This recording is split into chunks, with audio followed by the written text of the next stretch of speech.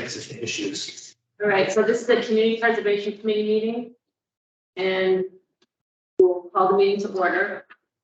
Let's just introduce ourselves. My name is Ann Mazar, and I'm the chair of the Community Preservation Committee, and I represent the Land Use Committee. Yeah, we're gonna roll a planning board. Peter Denton, Housing Authority. Ian Byer, Parks Commission. Lawrence Tenio, Select Board. And Trish, you want to just introduce yourself? Yeah, hi guys. I'm Trish Settles. I'm Deputy Director of Regional Collaboration and Community Planning at Central Mass Regional Planning Commission. And I'm Bill McHenry. Yep, Affordable Housing Director or Coordinator. Great, okay. So first on the agenda is Trish. One of the things that we're hoping to pass for the annual town meeting is have CMRPC help us with the housing production plan. And so Trish is going to sort of explain what they would do to help us do that. And then, why it's important, and then answer questions. So Trish, Sure thing. So you guys have a housing production plan that Bill worked on a while back. And these are important plans that the Commonwealth encourages all of our communities to do every 5 years. So yours is is ready to be updated.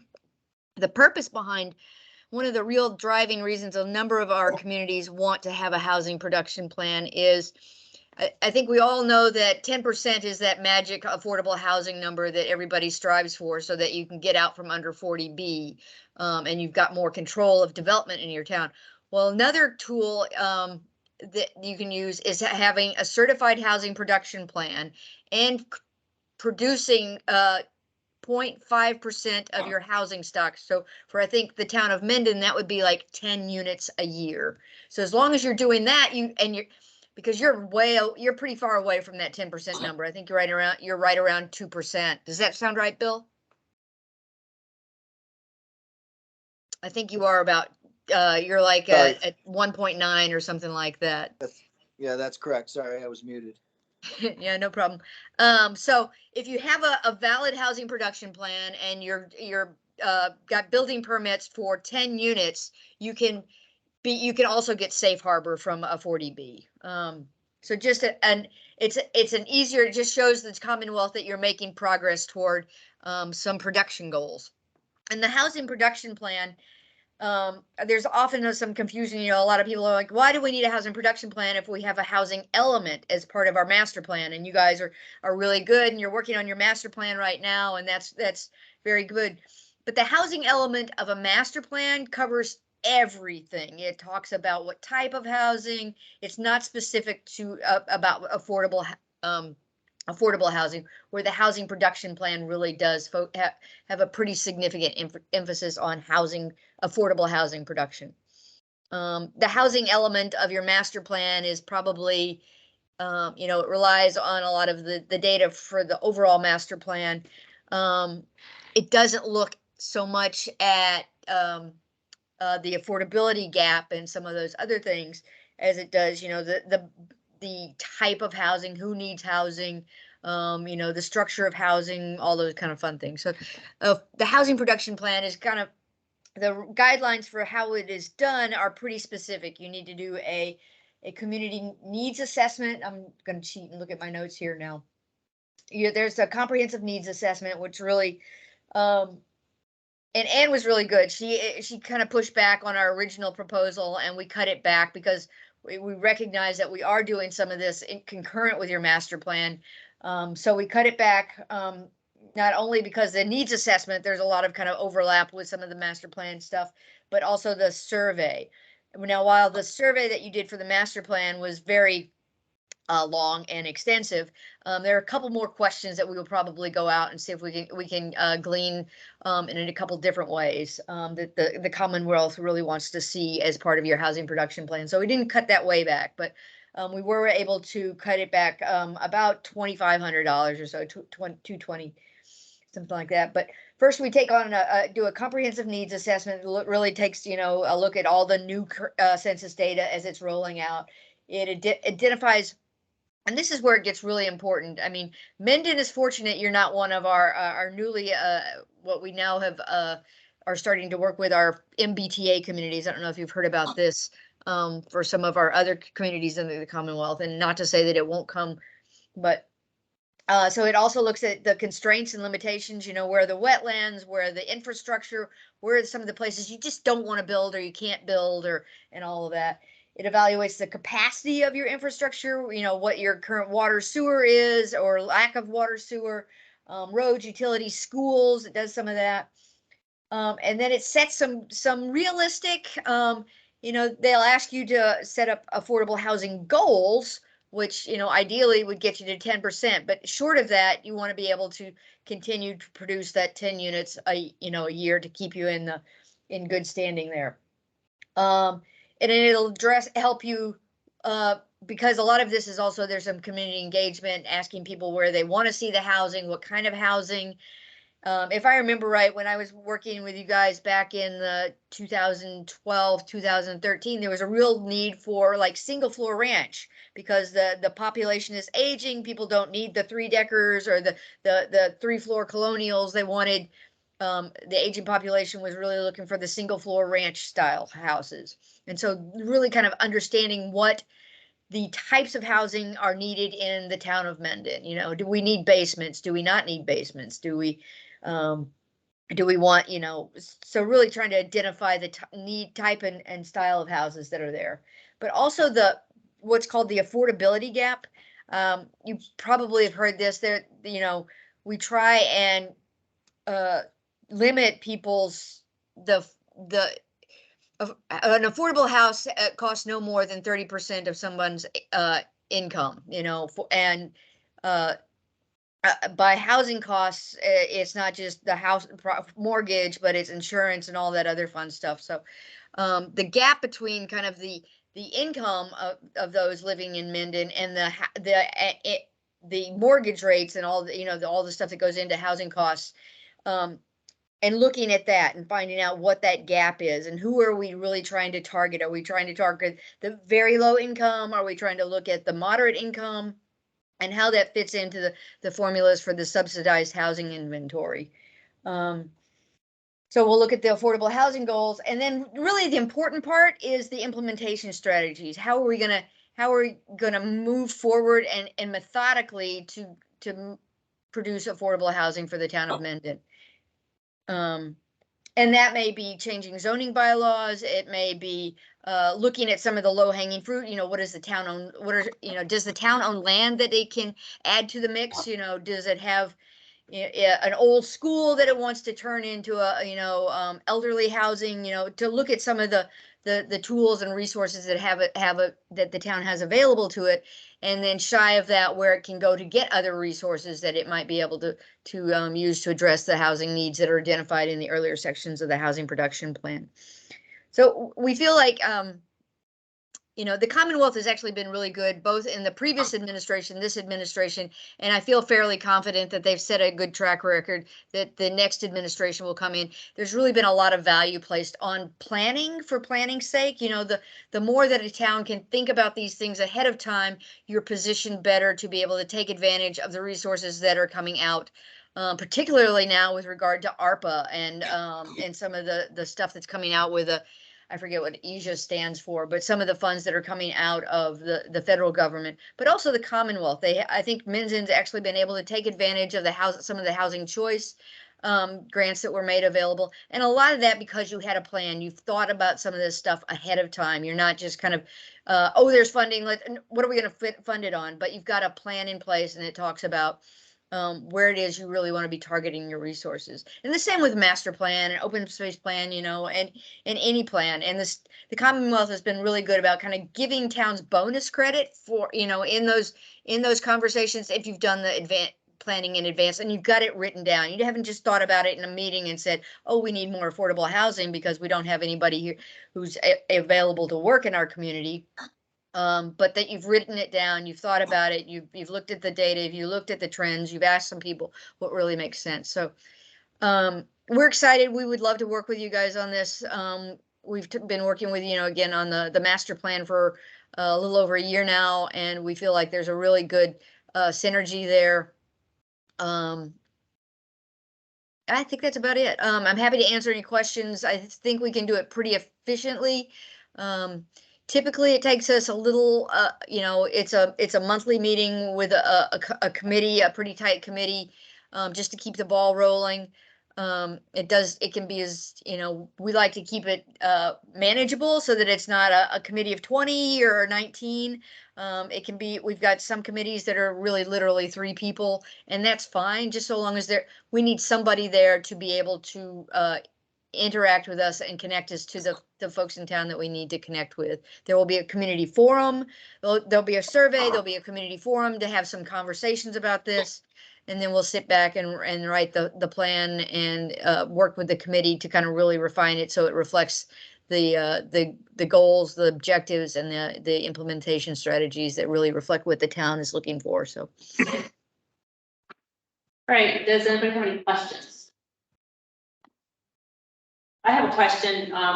Let's say one year we built 20 affordable houses. Can that count for 2 years? yes, that's correct. So, so it's 0.5% a year or 1% over 2 years. And if you keep producing that 10%, which is, you know, if you keep producing that 10%,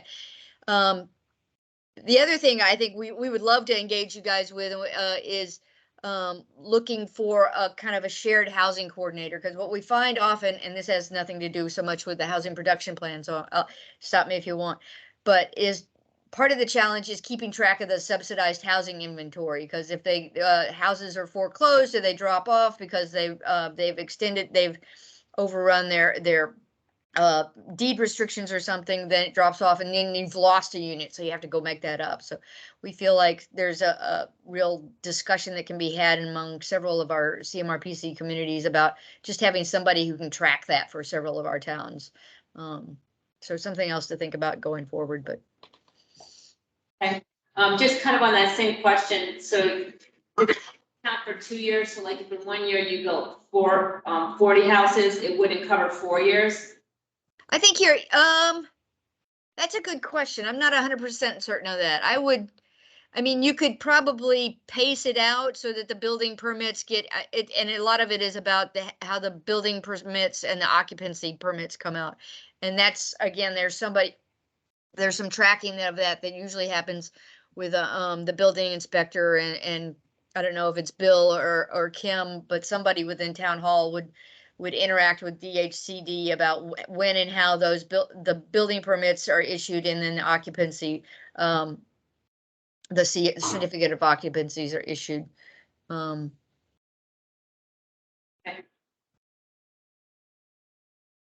Bill, do you want to say anything? No, I don't think I have a whole lot to add to that. I mean, Trish is onto something when she's talking about even just the monitoring aspect of the affordable housing stock. I mean, as you know, there's issues that crop up every once in a while with even the few affordable units that we do have. So, maintaining, make sure those stay on the inventory is a big deal.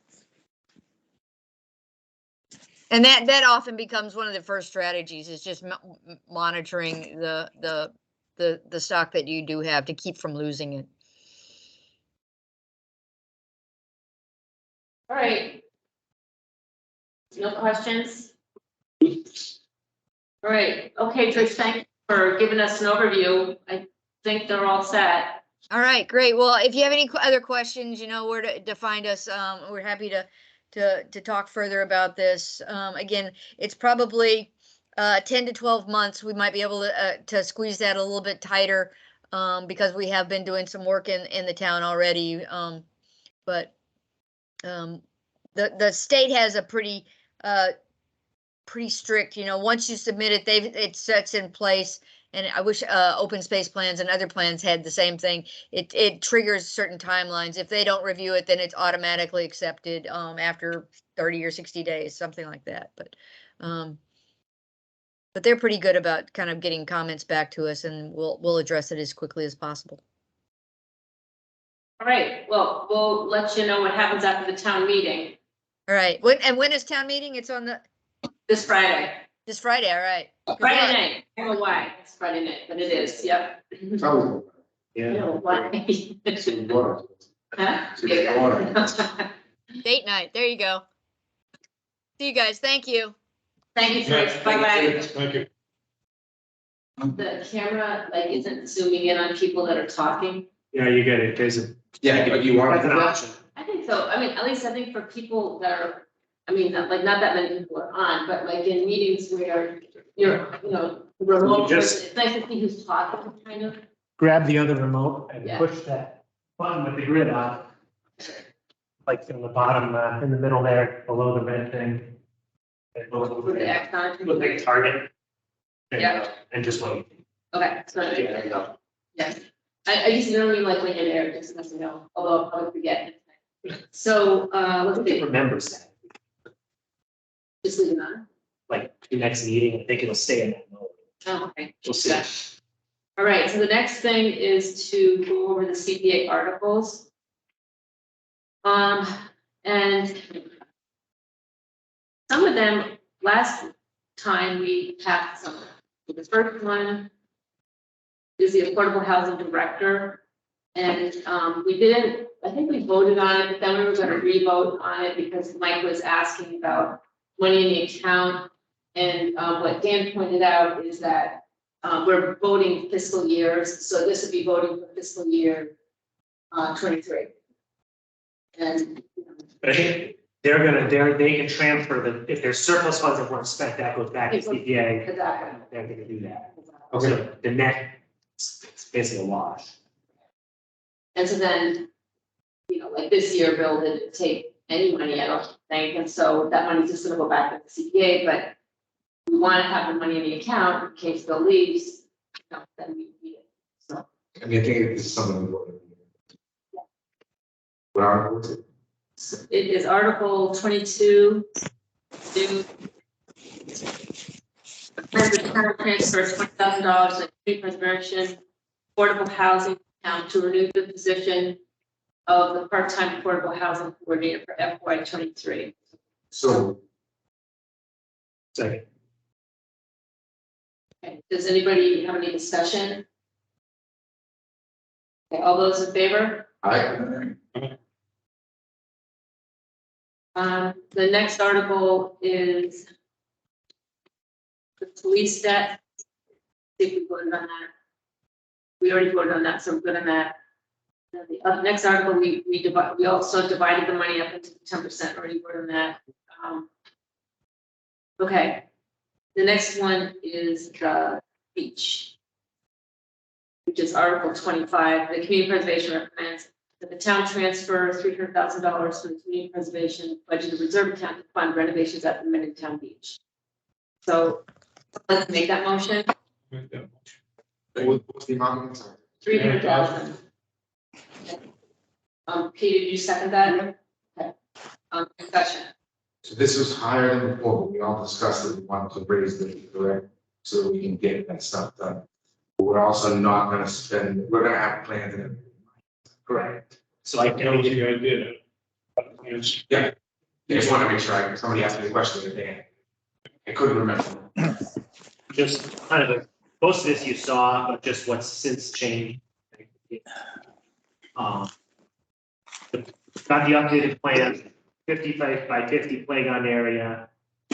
I am working with a playground company, that number is pretty solid. Around 15,000 for the equipment, so we're budgeting 25. What are they doing on the ground for playground?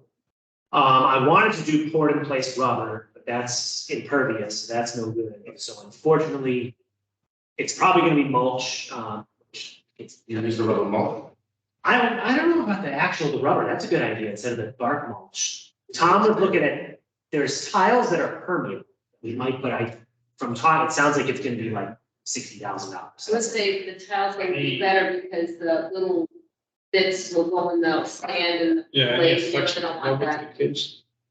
Yeah, well, that's the other problem. I know like you, the soccer field, Brian, the only source for rubber is shredded tires, so it's, although the playground mulch might be different. The infill for the turf fields, I know is a challenge. There's something they make from shoes, recycled shoes that doesn't have that issue. I'm concerned about that. Smell the shoes. Concerned about it. Probably with the kids. It's gonna happen in the field. How they don't really. So you would go for mulch. I do. Okay. You just put sand down? So apparently you can't use sand, Uh-huh. because it doesn't, so there's all these rules now at playgrounds. It has to be the right, like, fall heights, and so Oh. basically if you fall, you won't die. Like, it's just the height of the equipment and how deep is the thing. Well, you think, Right, that's what they are. I know, it's stuff that we used to, well, I'm thinking some Memorial Park, it used to be, we used to throw the pea stone at each other. No way, according to the numbers we should have made.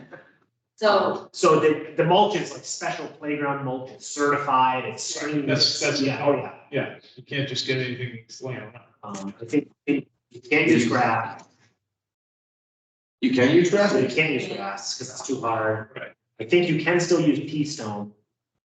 You can use the pour in place rubber. So, Apparently the pea stone is cushioned enough, because it, I don't know. that, Well, I'm sure we'll figure that out. Yeah. yeah, uh, yeah, I would say they'll probably, since you're right by the lake, though. Yeah, that's the thing. Do the You try to get it or something more. What's that? stuff on the ground, maybe carry it in the water. The beast don't know. Yeah, right, that'd be better, the mulch, I think, gets everything, we'll see. So that, Something to discuss later. yeah. The sidewalk, he just drew up the plans, but it's the same, Minus, same as discussed. And the ADA entrance, we haven't got the plans. oh, that's, This is the overview, so it's should use the mouse. It's a staircase yeah, with a landing and staircase in and then a ramp in. that's great. This is all pavers. This is up at the snack shack, so this is the beach house, this building. Yeah. So then it's gonna come down, branch off to the basketball court, branch off to the beach. Yeah. So now it will be fully accessible down to this grass area and down here. And then you have the sand, and I think from there we'll have to look at getting one of those rollout mats at some point. You're not one of those wheelchairs for the water. I think I'm gonna look into it, if we can buy one that you could like check out, like $1,000. Oh, that would be, I think yeah. that's definitely, that's popular, and Upton has a mat that they roll out to make the sand accessible, Mhm. but the wheelchairs get like the big wall. So this is just the side view. This is the same. So the fence. So the fence we're gonna talk about, I'm gonna see if there's anything else that to do. This is our budget, so the deal with the fence, we had one company come out, two companies come out, one got back to us and their price was 40,000. However, we're told they're a very high priced company. Who was it? Arrow Fence. Talked to Arrow, I'll keep calling him, but Mr. Fence isn't responding. So you have 3 sides, right? They came out, they quoted it, and I called them like 3 times trying to get them to come back with actual like final thing, and then I didn't never get anywhere. Yeah, there's a green side. Just said, yeah, I mean, they're not cheap, but they're good. very good. They've done stuff for us, Mr. Fence. Mr. Fence. And there's 3 sides of the fence, right? Yeah, so the side, if you're looking at the water, on the left, it's next to the Cox's house. We're leaving that alone. It's gonna have a privacy screen over, you won't even see it. Okay, the fronts, we're gonna replace, probably a smaller gate. The ADA entrance is gonna have to be a sliding gate because it's railings, it can't swing in, it can't swing out. Two companies have said replace it all, posts and fabric. One company thinks the posts are okay, and they can clean everything up, level it out. And then going down the access path, that day, we're just gonna, the posts are fine, they're just gonna change out the mesh. So how many feet we talk, You have to go. especially if they're leaving post? 600? That was that long? 500? The width is 200. Yeah, so 200, so 300? It's hard to read this one. Well, this quote, I think, was replacing the front. They're looking to be black vinyl coated, supposed to become black. They're looking at chain link. Chain link, it's unfortunately, what we're being told is that's really it. If you we can do the wrought iron, we can do the faux aluminum stuff, but it's gonna get destroyed by the snow. Like the black covered chain link. That's what we're looking at. That seems to be, And that gives it a little bit better. Clean. than that. you're gonna have rounded tops. The posts in there. We're gonna paint the posts on the side, And this will block. so it'll matte. Yeah. It's just, So if you close down the fence, it won't be able to back in front. yeah, so what they're doing, let me open the plan, and see if I can share it. It's kind of changed.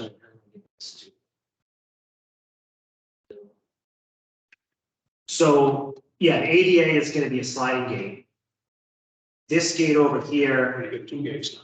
is, well, this gate got the curbing blocked it off. So I think we're gonna, it's all messed up. We're gonna just make a small, like 3-foot gate for emergency egress. Yeah. We're reusing the gate at the main entrance. It's gonna go down here on the, basketball court. Over here. So you can drive down that new path and come in over here on the side of machinery. And then we figured worst case, if we had to access this other area, we'll have to open up a section of fence if they had to get a crane in there. You know, obviously we'll do whatever for the playground first. But really, there's not, you know, every now and then you might want to get a skid steer in there to do sand or something. But that would be the yeah, over here, the basketball court. And again, by grinding all the stumps and fixing all this, you'll be able to drive around here with a normal, 4 to 6 foot mower and come down here. Is there like a mini basketball court or something at the beach? Yeah, so this, right in the middle, this is the beach house. There's this building, and then on the left is there's a single hoop like here, and a paved area. So those trees that are gonna be planted, is that what that is? They showed just four trees across. These are the 3 existing ones that probably aren't all that long for this world, unfortunately. 4 like nice shade trees. This will all be loam and seed. They build it back up so all the roots are out of there, because that's just awful. And then sand, so Beach sand. this strip on the side, they're gonna basically fill all this in, that's like the canyon over here, and all the just rubble. Right, and a catch basin here, collect with little, although we're not actually sure, we'll see if this is even necessary, just the work that Alan did alone. There's like, the volume of water is so different. It's not. Great. So that's kind of where we're at. Now that these plans are done, the next step is gonna be to write out all the bid specs. Cindy, put this out to bid and get the pricing. So it'd be the landscaping is one, the fencing is one, and the playground is one. So we're. You can see that. So Are you like on the basketball area, like are you asphalting that or what do you know? This is- they redid that, like in the mid-thousands, it's in good shape. With Leslie, they did it. 'Cause I remember being there in the camp. Yeah. They paved it. There's a spot of the berm that's washed out that we're gonna repair. But that's in good shape. We just did that, one thing. Oh, yeah. It looks like probably one of the best spot there. I don't know how they afford it. I just remember that all of a sudden they showed up and paved the whole thing. Maybe it was like it's leftover job. So we figured, yeah, 25 for the playground, 25 for the fence, 15 for site furnishings, 210 for landscaping, and 25 for a contingency, which is 3. We got one price on the part of the landscaping without the ADA that came in at 164. Then we have this one fence coat at 40. I've heard rumors that there may be companies willing to donate some materials for retaining walls, but I think we won't know until we start putting this out there and see what happens. We tried that fence book too. Yeah, we just got the one right now. I'll reach out to this. Just, you know. I'll call them again. Maybe they were, they had, softball, we approved that fence. It didn't go into the fall. It took so long to get the material. Yeah. That was almost 8,000 for that whole one, 7 or 8 for like a 4 or 5 foot. But yeah, so I guess that's where it's at. And the goal will be to write this all up, go out to bid. Honestly, some of the fence work we even start when we're open, as long as it's not majorly disrupted.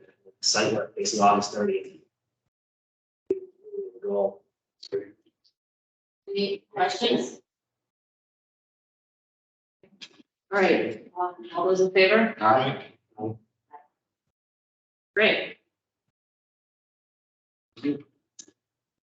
And, Article 26 is the Community Preservation Committee recommends that the town transfer 56,000 from the Community Preservation Budget Reserve Account to fund an ADA compliant walkway for access to historic town hall and old tap library buildings for the town hall campus renovation project. So Second. That's this point, right? It's on both sides. I think It's on from the sidewalk. Anything I'm sorry. Anything It's that on both sides. contributes to And then- ADA access to the building. And then from the parking, so the access would be to both historic Like all of it. buildings. We have a count on the total parking spaces that are available. Here, I'll pull it up. There's the thing, and just, and just for the discussion too, it's worth maybe just making sure in the minutes, so this went to the historic commission, historic discussed and felt that this was an appropriate use of CPA funds. Yes. But that's what we waited, we didn't show it there. I'll find the rendering and put it up. The parking spaces are currently the same, not that we have. No increase, no decrease. Yeah. Should be right there. I thought they were gonna, We need they a were lot. gonna try to add, they were gonna try to add a few more there. I think that it ended up being. What you're losing is you're losing just the open expanse, but you're, so 1, 2, 6, 7, 8. So if we had felt the need that we needed to increase in length, we don't have that ability, where now we do. So increase it now, I don't think we can increase it. 33 No, with 3 ADA, or 2 ADA, the 3. existing parking now, we could increase because we have a lot of gravel space over there. We could actually increase parking here now if we wanted to. What I'm saying is, once we do all this screening. Yes. I mean, I think the cistern is a challenge. Do we lose this whole side? Parking, and then I think the well, The well's going out back they're there. not gonna want more changes in this property. I think. That's really protect. And I think we're with parking. To me, the only thing you could add, if you got rid of this island, you could double all these spaces, but then you lose all this drainage. Right, and that, Grant. yeah, we really can't do that. So what is the total number of spaces? What did I say? 33. 33 with 2, 3 ADA. So 30. And I mean, the thing is that maybe once or twice a year, you fill those, the vast majority of the time, you do not use those spaces. Next So time will be this one before. what's happening? Well, I'm hoping they're gonna get on, we'll see, that'd be When we're doing the golf course. The the end. Oh, okay. Oh, private park. But I think also, They had 100 people last time I was on the agenda. right, but I think a lot of those people. why are we doing it here? I'm sorry. I was just gonna say that now a lot of them will be remote, a lot of people. It's status quo. We never had a remote option before. Yeah, True. so. So now with that, people are tuning in. And just to have the spaces for the once or twice a year that you can use them, Yeah. it doesn't really make sense, So anyways, I think that hearing will actually be a really good test to see, do 100 people show up, what is it, that doesn't turn people out of nothing. Exactly. So again, I think you're asking, this is what you're getting here. I agree. This My, side. my question is the town hall and the library ADA accessible today? Yes. but not like. What this is, it's connecting like the sidewalk on the street. Because right now, if you come down the sidewalk, there's not really an EDA way correctly, and yes, you could do it, but the slopes are all wrong, to come in a wheelchair all the way down into the basement entrance where the elevator is. Because you just did all the parking lot. Stuff. So this is keeping this, I mean, you come down here, you go down this winding path down here to the entrance and into the new police station. Somewhere we have it marked up what that 56 was. It's like specific ramps and things. Yeah, I think I showed it last time at the meeting. And then eventually, we might, have an ADA entrance to the front of the building, but just do it with a walkway. Instead of an elevator, which would be a lot. I have that too, if I can find it. Because that was like But we're huge. not doing that on this, so don't. They basically showed that a ramp could go on the front of that building and hit the existing sidewalks. And so I think that's something that should come back to CPA to look into. At some point, yeah. That building? Yeah, so you can get the second floor accessible. I'll find it. They designed it. Yeah, it's sort of like goes, back and forth, but I think also though, you could swing it around the, north side of the building, that might be another option. But we're not doing that in this. No. project. So there's no reason. Yeah, it just, I mean, it would be good because then you could have the upstairs of the public library be a public space, because it'd be ADA accessible. But anyways, Any other questions? I'm good. I just want to know what's about. All those in favor? All right. Great, so 27. Okay, 27 is the Community Preservation Committee recommends that the town transfer $15,250 for the Community Preservation Affordable Housing account to fund a housing production plan. Move.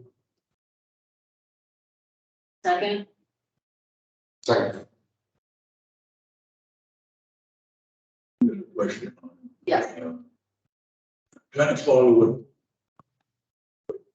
the lady said. In order to make this thing effective, you gotta get 10 affordable housing units constructed a year. No, just have practice. Practice. Right? Well, if I understand, it's you either meet the 10% or you, as long as you're building, what is it, whatever, 0.5% to 1% a year, you have like a safe harbor from 40B. But I think the purpose of this plan is more to give us a bunch of recommendations of what we can do next. I think also if we do make that goal, then Yeah. it does give you the safe harbor. What do you think the odds of us ever making that goal? Well, I think you just said it, we're gonna build, if we build that development, that's 2 years. Yeah, it's 2 years worth of. And I think, like, nobody's coming and building like what they're building in Upton because we don't have the utilities. But I think there's zoning change, there's stuff coming down the They're pipeline. not we can going be ready anything for. down on septic system. No. But at least maybe they have And some. those things are going up everywhere, frankly. Yeah. It's just cost. Big. They're like hotels. Oh, yeah. Yeah. Yeah. For affordable housing? Or just I- housing? I couldn't afford them with it. Oh, okay. And that is the irony of this whole discussion.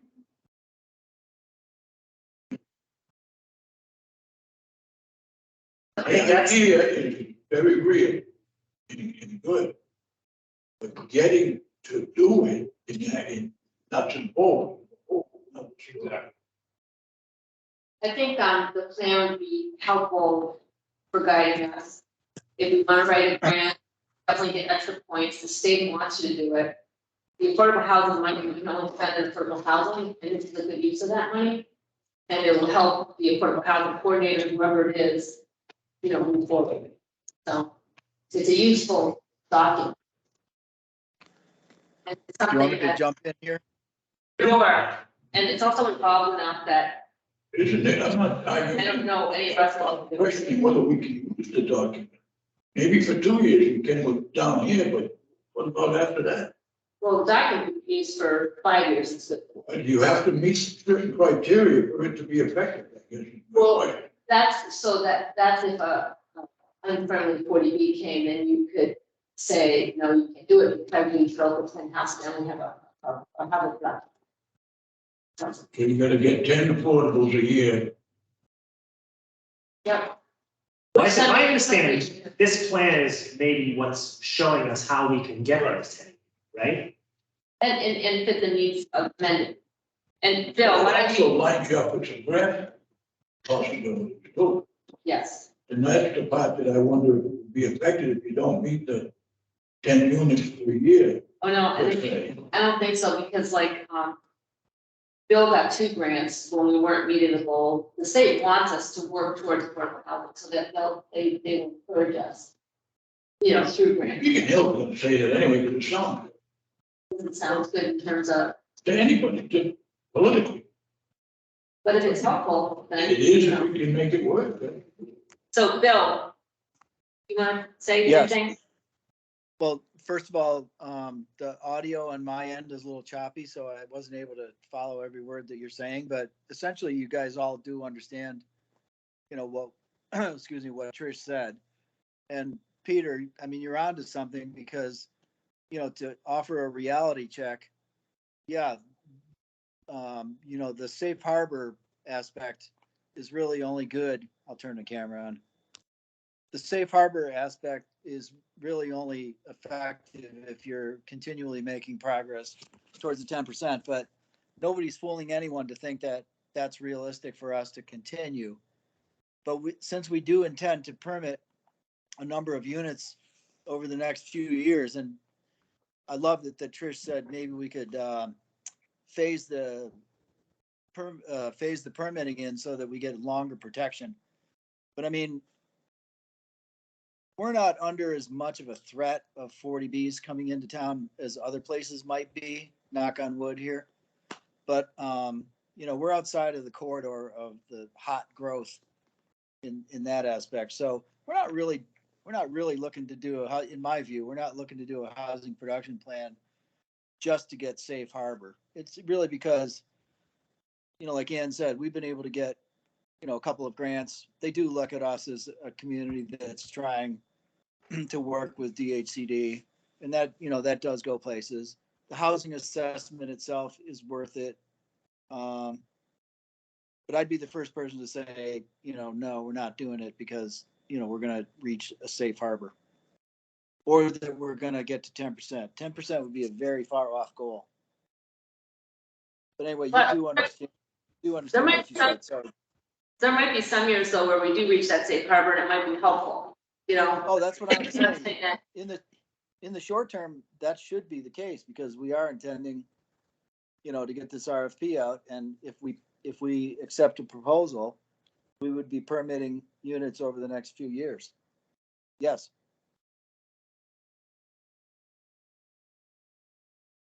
Any more discussion, questions? Okay, let's vote.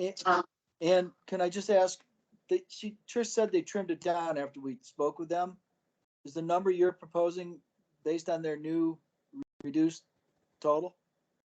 Yes. Uh-huh. Yeah.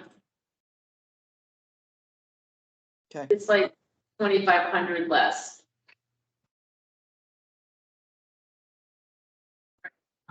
That's additional.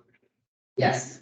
$50,250.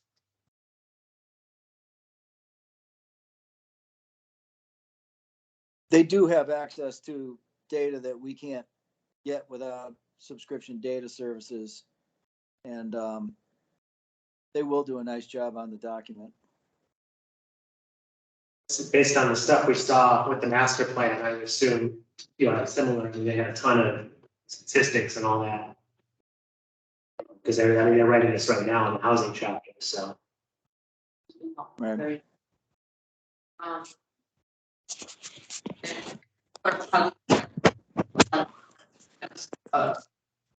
had my right folder. It's like 500,000 you have, so.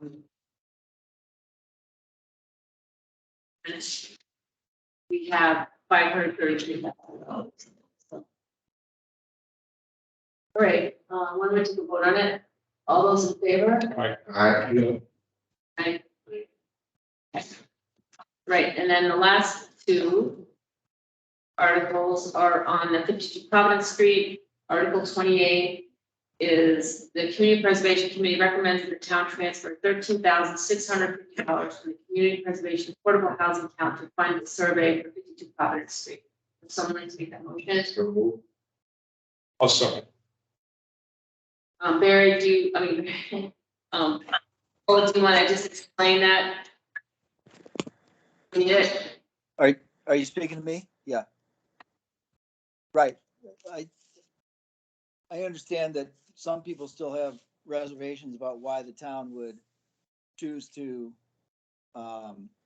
pay for this step. And so the way I talked to Jack Hunter about it today, and he explains it a slightly different way than I do, but basically affordable housing as a business for a developer is not profitable. And so like if you just said to somebody, hey, come on in and build some affordable housing right here, they couldn't make it happen. It always requires some willpower and a lot of subsidy. And They would- subsidies can, They So, yeah, Bill, look, I understand that somebody's opinion. There's no way that somebody's gonna come in and say, I'm just doing this because it's not profitable. It's No, profitable. but that's what I'm getting to, Lonnie. Okay. I'm just saying under normal market conditions, you wouldn't do it, you Oh, couldn't do it I because see what you're saying. you couldn't charge affordable prices or affordable rents. So Yeah, I get the way it happens is with, with some community willpower and some subsidies and tax credits.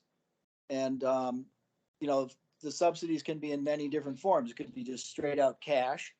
It could be offering land, and it can be like, doing engineering work and preliminary site work that basically take away the risks for a developer who's looking to place a bid. So we've chosen we have the land that we can use as a bargaining chip. We have, received grant funds, and we've done a lot of site work. And so the objective, rather than asking, just just throwing an RFP out there and basically saying, well, if you're interested, then go ahead and invest, each developer, why don't you go ahead and invest in a survey yourself, so you'll even know whether you want to bid on this, or you're going to somehow put the cost of that surveying into your bid somewhere. We think, we know it's a smart move for us to offer that as a subsidy, and then basically the developers, will be able to bid tighter with more confidence, and we'll be able to see, what they can offer us. So, I mean, the way Jack explains it is, it's going to come out in their costs somewhere. It's either going to come out in the interior furnishings, or somewhere they're going to absorb that cost. But the reality is that, it just makes a lot of sense to be able to hand every developer or every bidder a flash drive that's got all the site information on it. You got everything to do with where the wetlands are located, where the boundaries are, the topography, whether the land perks, the fact that they've got a permitted site for public water supply. All those things matter to anybody who wants to bid on a project like this, to know that they can do it and come in with a tight price. So that is the rationale. Yeah, I mean, I'm not against doing this. I think it's actually a good idea, and it's very beneficial. Again, it's either gonna come out, their offer's gonna be different, or our sale price is gonna be higher, so. It also gives us a better comparison of the different bids that come in, because everybody's looking at the same boundaries. Because this property is bigger than that. It's also a really difficult property because there are a lot of wetlands and stuff, so, Legend. yeah. Welcome in. Yeah. Any other questions, or? We vote on that, all those in favor? Aye. Aye. Right. And then the last one, is to the Community Preservation Committee recommends that the town transfer $3,375 from the Community Preservation Affordable Housing Account to fund. Got two extra. Yeah, I see that. To fund a survey for an easement from Muddy Brook Estates subdivision off Daniels Road to access the well site on 52 Providence Street. And this is also along the same lines of what Bill said, but also because this will be coming through the open space that the Muddy Brook Estates will eventually give us, and we have to have that, the easement on the open space before they give it to the town. Right. This is the future access to the public water supply wells. Yeah, I mean, I don't have any heartburn with this one, if we need it, but I also would put it on the back of Muddy Brook Estates and keep it in there. That's how I would. This one. Yeah, but I think they've already approved it with other conditions on the developer, but not this. Basically. Okay. We do that, we don't. No, sure, understood, yeah. Yeah, okay. If you get the well location Pinned down here. Yeah, that's what some of the site work has been. You're right, you gotta make this easement usable. Put on a camera. But, pretty good terrain. Mount Goats. Yeah, Yeah. it is, like, you can't go straight line through the, follow the.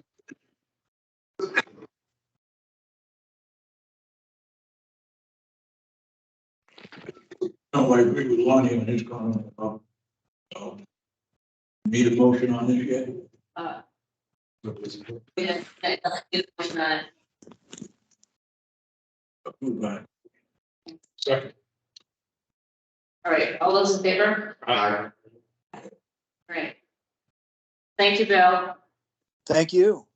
Thank you all. Thanks, Bill. By the way, when I talked to Jack today, he's pretty confident that we are just ultra close to being able to issue the RFP because he's very confident that the easement issue is gonna go through, and of course, we need that to, you know, to be able to offer it, but, he's very confident that the developer's working steadily towards resolving all those issues over at Muddy Brook Estates. So, it's Good. looking good, I think. And all articles that you sent to finance committee have now been approved as written. Okay, and we just approved them as, Right there, I'm just saying, all the ones that they have as written, and they're all approved by what we sent to them, we make any changes, right? yeah, because I sent them, like, I don't know, 3 days ago, I sent them. Yes. That's if we made any changes. But not since like. So if I'm just gonna tell them that we've now approved everything that we do with system. Yes. Like, but I think, the one I previously sent didn't have all the dollar amounts, but he has all the dollar amounts. So that's He does? the one that- Okay. You sent all this down. You sent it Yeah, again. after. I'm gonna make a motion to accept the minutes for April 5th. Thanks, Bill. Real scared. Need a session. One second. All those in favor? Yep. All right, that's it. Motion to adjourn. Second. Thank you, Sam. All right, All right. all right, thank you. Thanks, Andrew.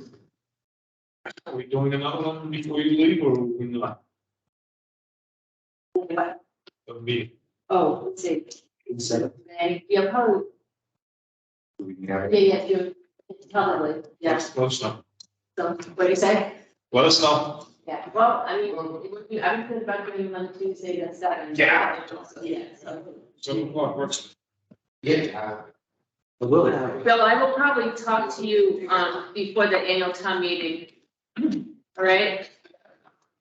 Yeah, that would be good. I have some other information to share with you as well. Okay, yeah, I appreciate it. This will find over. All right. Bye-bye. Thanks, everybody. Thanks, Bill.